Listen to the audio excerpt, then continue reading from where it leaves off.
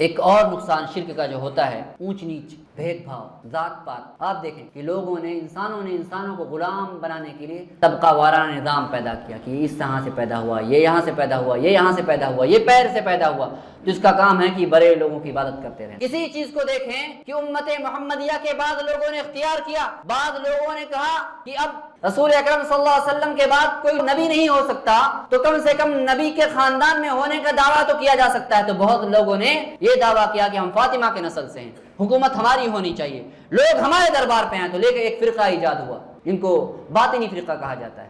فاطمی حکومت قائم ہوئی، جنہوں نے اللہ کے بندوں کو غلام بنایا۔ باطنی اسماعیلی فرقہ قائم ہوا، اور اسی اسماعیلی فرقے کی ایک بات آپ دیکھیں، یہ اسماعیلی فرقہ جو کہتا ہے کہ ہم فاطمہ کے نسل سے ہیں رضی اللہ عنہ، وہاں وہ فاطمی، ان کے کچھ لوگ یہاں ہندوستان میں آئے جن کو داؤدی بوہرا کہا جاتا ہے، بوہرا سماج۔ اس کا بانی جب ہندوستان آیا تھا انگریزوں کے زمانے میں، تو بڑا چالاک، بڑا ہوشیار، بات ایسے جینیس کرے۔ ایک سوال کرنے والے نے سوال کیا کہ تم باتوں سے بڑے ذہین لگتے ہو، بہت ہوشیار لگتے ہو، لیکن تم نے خدائی کا دعویٰ کیسے کر دیا؟ وہ کہتا تھا میں خدا ہوں، اللہ کا نائب ہوں، میں فاطمہ کی نسل سے ہوں اور اللہ کا نائب ہوں۔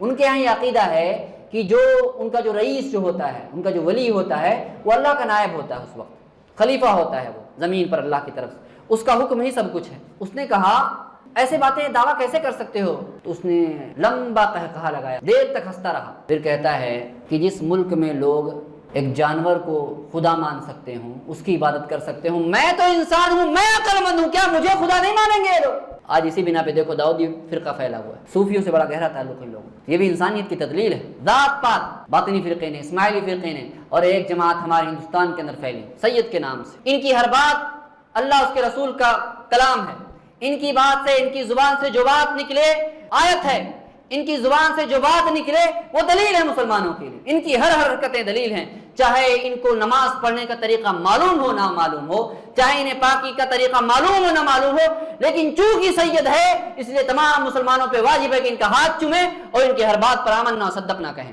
یہ شرک نے کیا کیا ہے؟ اونچ نیچ کا بھید بھاؤ پیدا کیا ہے سماج کے اندر۔ کیا کسی نسب سے ہو جانا، کسی خاندان سے ہو جانا اس بات کی دلیل ہے کہ اس کی ہر بات وہ اونچی نسل کا ہے، اونچی خاندان کا ہے، ہر حال میں اس کے اطاعت و فرما برداری واجب ہے؟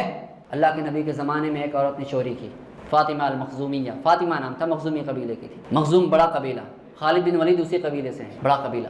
ولید خود ان کا باپ بڑا اثر و رسوخ والا تھا سماج کے اندر۔ تو لوگوں نے کہا کہ چوری تو کی ہے، ہاتھ کٹے گا تو ناک کٹ جائے گی، قبیلے کی خاندان کی ناک کٹ جائے گی، نہیں ہونا چاہیے ایسا۔ اللہ کے نبی کے پاس جائے کون؟ ٹھیک ہے سفارش تو ہونی چاہیے، جائے کون وہاں؟ وَمَن يَجْتَرِئُ عَلَى ذَلِكَ إِلَّا حِبُّ رَسُولِ اللَّهِ، کہا کہ اس کی ہمت کون کر سکتا ہے سفارش کرنے کی دین کے معاملے میں؟ ایک ہے جو اللہ کے نبی کے چہیتے ہیں، اللہ کے نبی کے محبوب ہیں، کون؟ اسامہ بن زید، لے پالک تھے نا، منہ بولے بیٹے تھے اللہ کے، اسامہ بن زید۔ کہا کہ آپ جا کر کے سفارش کریں۔ کون سفارش کر سکتا ہے؟ اللہ کے رسول کی محبت جو محبوب ہے اللہ کے نبی کے۔ اسامہ بن زید آتے ہیں، اب محبت چل کر کے آئی ہے، کس لیے؟